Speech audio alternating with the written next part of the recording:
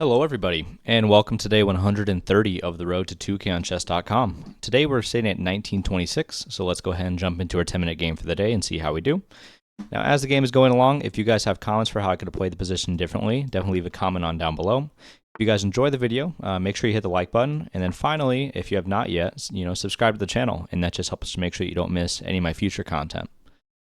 So today we're playing Rolly the Magnificent in 1947 from the United States. So we're going to go ahead and play an open Sicilian with e4, c5, knight f3, and knight captures c6. Now our opponent there took with the knight, which I haven't often seen, and it looks like it just our queen's developed and we don't have too many big issues here. So now it just becomes, how do I want to create the attack? I expect they can maybe play moves like, queen to c7 and potentially try and push like this. But that to me looks like it just weakens the light squares. If I just develop here normally, but if I go like bishop to g5 check, bishop here and takes, I don't hate that position for us.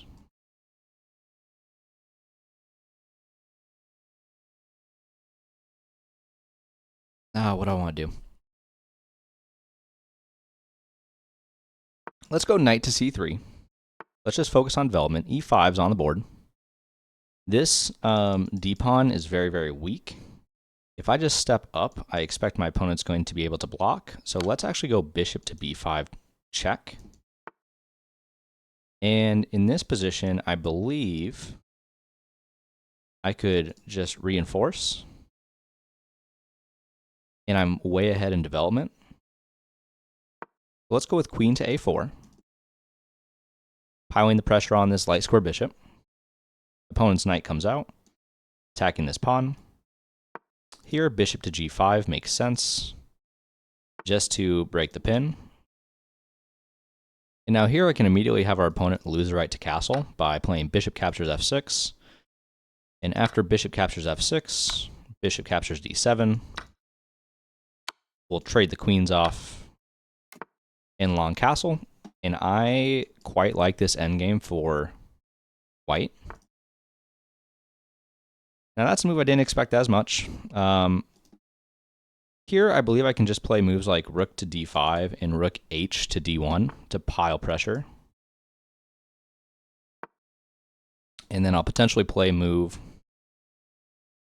like probably knight to b5, which simultaneously threatens a fork on c7 and attacks the already attacked d6 pawn. Now the rook comes in. So if I play knight takes, there's just not quite enough.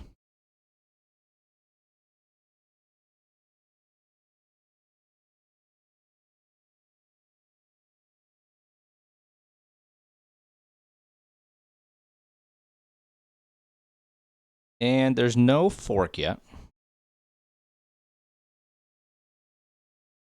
If I play c5 and h6 is on the board, I think I can reroute and actually take advantage of the weakened squares. So let's go with c4.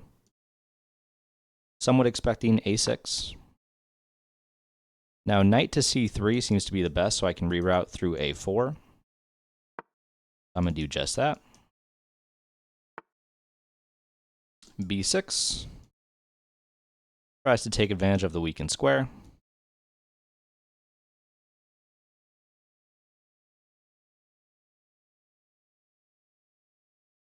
In here, I still have all these threats.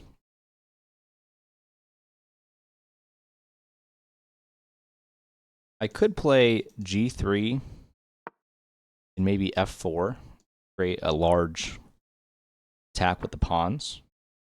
f6 reinforces the center pawn. This is still the backwards pawn, so it's the weakest point in the position. After f4, pawn takes, I take back. And if our opponent doesn't take, we have f5 check, which then wins, almost looks like it wins the piece.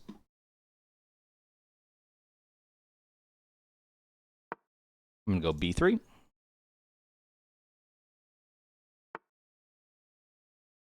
Finally, we see b5.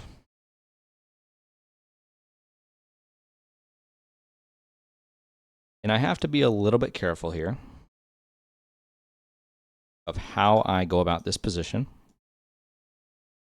So I'm actually going to go rook 1 to d3 just to overdefend the knight. And I've unfortunately dropped a pawn.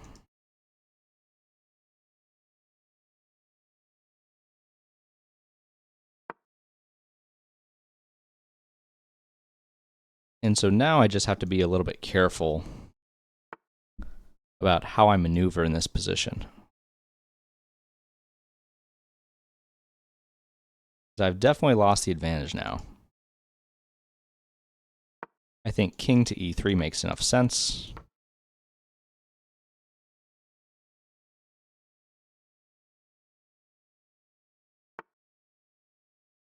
And honestly, I'm trying to figure out where I went so wrong. Knight back, hangs the pawn. There's enough attackers here. I could alternatively try and get to this. But then after the push, I think I'm still doing okay.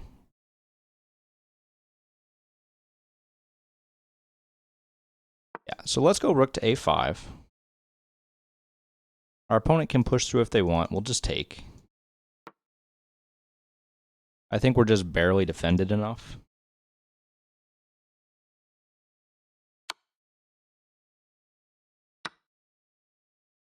They take once. Their plan is probably to open the position.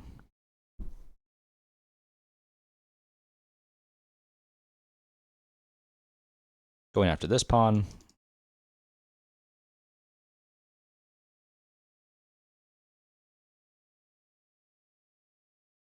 And I actually can't play knight to d5 at any point because it just hangs e4. So I may just have to play on this side of the board and rely on that to give me enough play,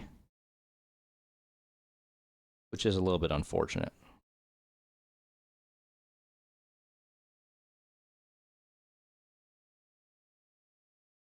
And I think this is just a pretty clear example of I'm not using my time appropriately today.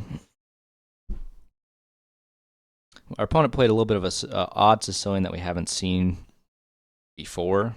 Doesn't mean it was a wrong Sicilian by any means, but definitely a bit different. Now rook over comes after this pawn. I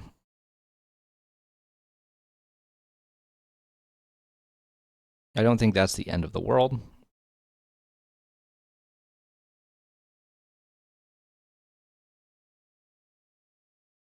I think I actually have knight to e2, which just narrowly holds everything together.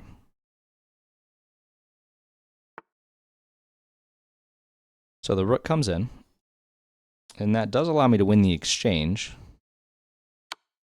Let's go knight to d4. King comes back. We'll go rook takes.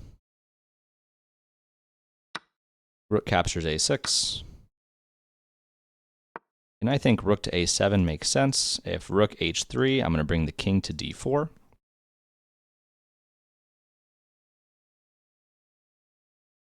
And my plan of action may honestly just be trying to run. Oh, so they're going to run this way. Okay. Let's go with rook captures d6, taking advantage of the pin.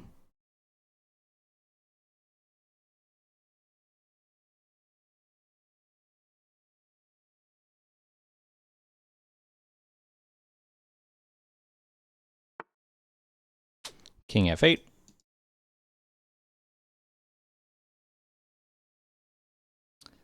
And that threatens a fork. So I'm actually going to go rook a to d8 first.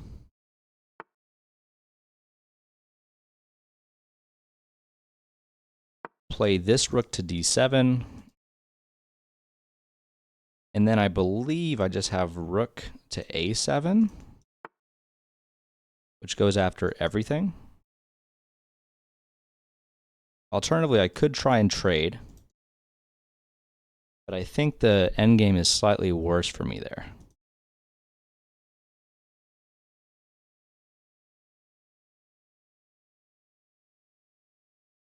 Once again, rook to a7 falls into the same blunder. So, alas, I think rook to d5 it is.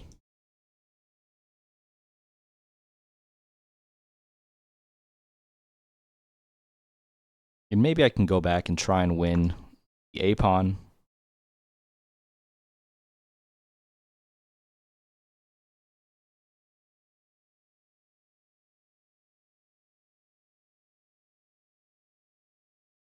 I have time. If I check, king comes up. If I go rook check, the king comes up again. Then rook to b5 threatens the bishop. And checkmate. But the king can run this way. So if I go check, king here, check, king here,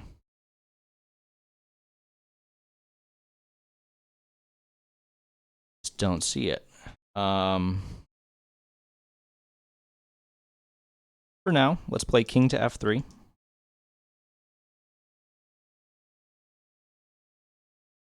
There's not an easy way for them to remove this e-pawn.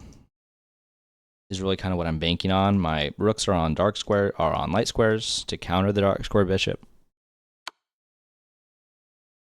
You see rook h3 check. I think king to g2 makes plenty of sense. Now my king is also on a light square. And my opponent goes after the pawn.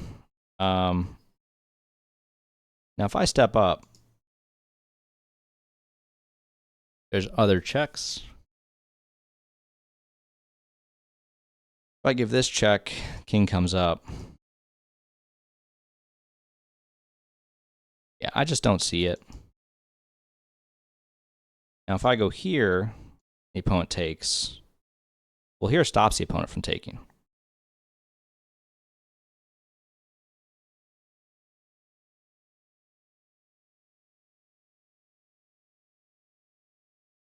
Let's give this check first. Rook to a6. King goes back.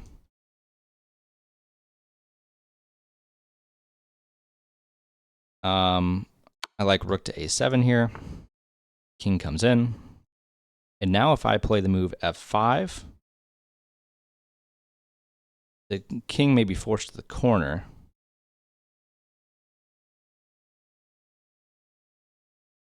So maybe here, king to g3, attacking the rook. Rook to g4. King f3.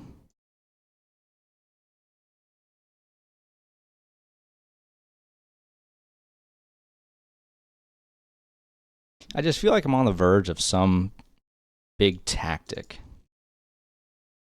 But I don't really see how to do that yet.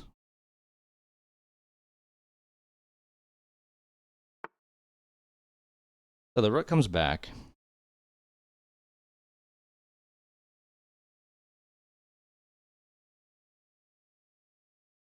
What if I come back to here? Rook to d8.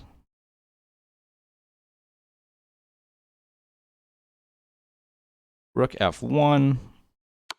Yep.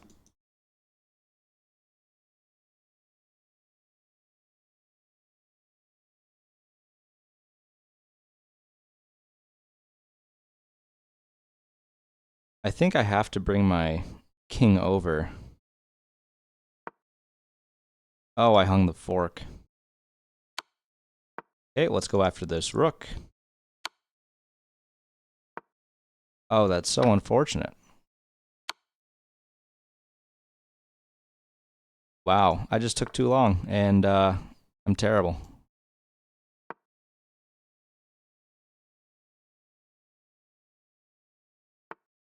Oh, man, this sucks. Suppose I'm gonna go h4. I literally don't have any other ideas. I can't even bring this in. Go rook to b7, I guess.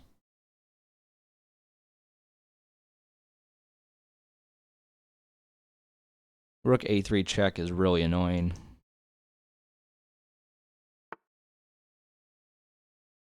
Yeah.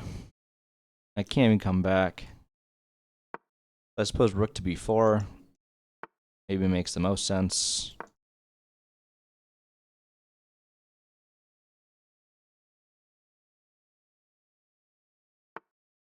There they go. Now they find the right plan. Can't even run after the pawn is the unfortunate part.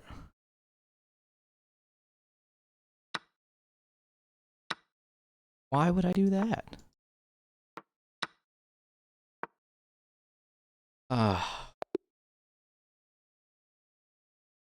So let's go ahead. Let's look at the game review and see how we did.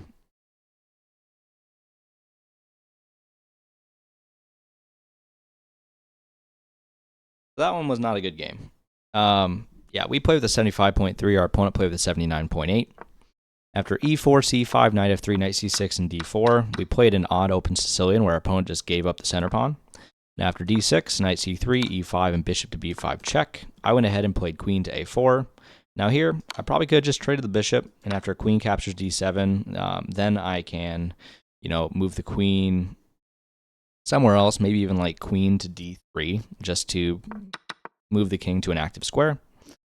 Instead, I didn't do that. I played queen a4, knight f6, bishop to g5, bishop e7, and here I thought I was doing really, really well. I probably should have considered the move, maybe like knight to d5 here. I could have considered long castles immediately going after the d6 pawn, but I played a little bit hastily. I just went after my opponent's pieces, and even here, I think I recognized that I was better. I just didn't fully understand how to do it. C4 was definitely not the right idea because it ran right into that h6 and some counterplay for our opponent. So here, maybe even like g3 to play for f4, but the engine's best move or best variation is actually the move f4 immediately. And if it takes, then we have knight to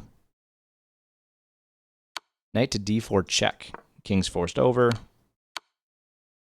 e5 check. Oh, and then we win back the pawn. Okay. So, tough variation. You have to calculate to see it. I did not. And even here, once again, I thought we were doing just fine. I unfortunately hung a pawn with rook to d3. I think here, I don't know if there's actually a way to defend the pawn. I think you just have to essentially give it up. And I guess f5, here f5 check is the only way, because after king to f7, then king to c2, and if takes, it doesn't even like that because of the move b4. Oh, and you make the pawn super weak, then you go after it. That makes a little bit more sense. But alas, we did not play very well. We gave up the advantage, and then from here, we were pawn down. Created some good counterplay, won in exchange. And I mentioned it during the recording. I was like, hey, don't blunder the fork. And what did I do? I blundered the fork. And from there, that's game over. So, unfortunately, we drop all the way back down to 1918. We'll get it back. It's just a matter of time. So on that note, I will see you guys on the next day.